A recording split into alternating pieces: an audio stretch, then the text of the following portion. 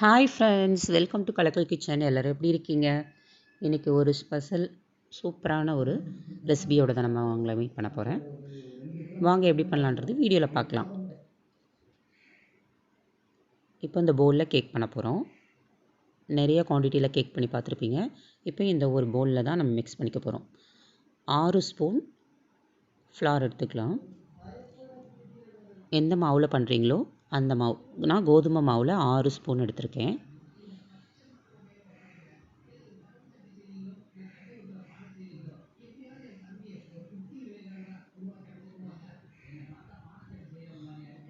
ஆறு ஸ்பூன் கோதுமை மாவு, 4 ஸ்பூன் சர்க்கரை,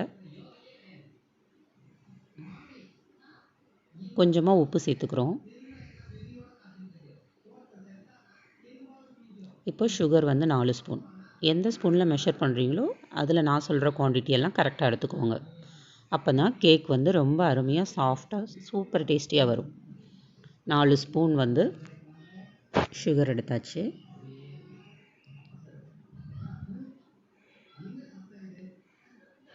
next baking powder 1/2 spoon, 1/4 spoon baking soda. எல்லா மிக்சரையும் ஒன்றா கலந்துக்கலாம். இப்போ ஆயில் வந்து குக்கிங்க்கு யூஸ் பண்ணுற ஆயில் 2 ஸ்பூன் நான் சேர்க்குறேன். இந்த மெஷர்மெண்ட்ஸ் எல்லாம் கரெக்டாக எடுத்துக்கோங்க.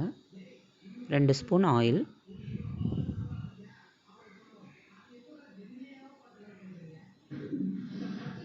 எந்த ஸ்பூனில் எந்த கரண்டியில் மாவு மெஷர் பண்ணுறீங்களோ அதே கரண்டிலேயே நீங்கள் இந்த மெஷர்மெண்ட் எல்லாம் கரெக்டாக எடுத்துக்கோங்க. ஆயில் மிக்ஸ் பண்ணதுக்கப்புறமா நம்ம பால் சேர்த்துக்கலாம்.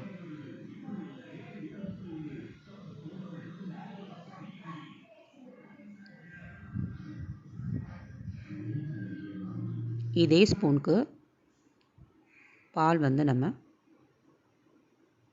4 ஸ்பூன் மெஷர் பண்ணி ஊற்றிக்கலாம்.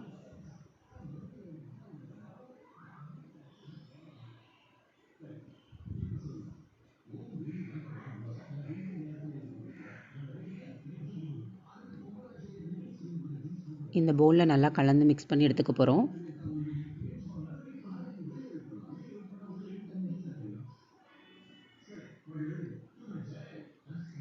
இப்போ பார்த்திங்கன்னா பவுலில் நமக்கு ரெடி ஆகிடுச்சு. நல்லா சுற்றி இருக்கிற விளிம்பெல்லாம் நல்லா க்ளீன் பண்ணி விட்டுடுங்க. இல்லைனா பேக் பண்ணும்போது அதில் ஒட்டிட்டு அப்படியே ட்ரை ஆகி வரும்.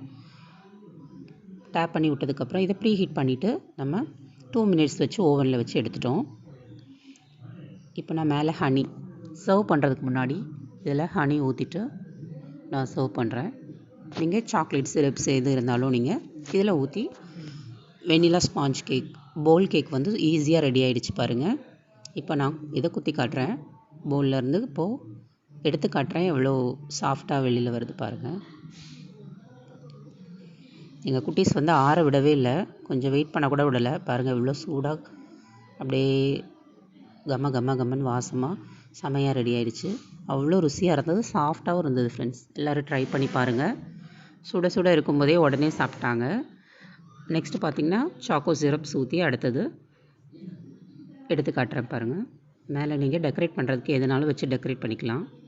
ட்ரை ஃப்ரூட்ஸோ இல்லை ரெயின்போஸ் இல்லை ஸ்பார்க்கிள்ஸு சின்ன சின்ன சாக்கோ சிப்ஸ் எது இருந்தாலும் நீங்கள் டெக்கரேட் பண்ணி சர்வ் பண்ணலாம். நல்லா சாக்கோ சிரப்ஸ் வந்து நல்லா ஊறிடுச்சு பாருங்கள். எடுக்கும்போதே அருமையாக வருது. செம்ம டேஸ்டியாக இருந்தது. ஃப்ரெண்ட்ஸ் எல்லோரும் இந்த ரெசிபியை ட்ரை பண்ணி பாருங்கள். உங்கள் ஃபீட்பேக்ஸ் அண்ட் கமெண்ட்ஸ் எனக்கு சொல்லுங்கள். இந்த ரெசிபி உங்களுக்கு பிடிச்சிருந்ததுன்னா லைக் பண்ணுங்கள், ஷேர் பண்ணுங்கள், சப்ஸ்கிரைப் பண்ணுங்கள். நம்ம சேனலை ஃபஸ்ட் பார்க்குறீங்கன்னா சப்ஸ்கிரைப் பண்ணிக்கோங்க. பக்கத்தில் இருக்க பெல் ஐக்கானை கிளிக் பண்ணிக்கோங்க.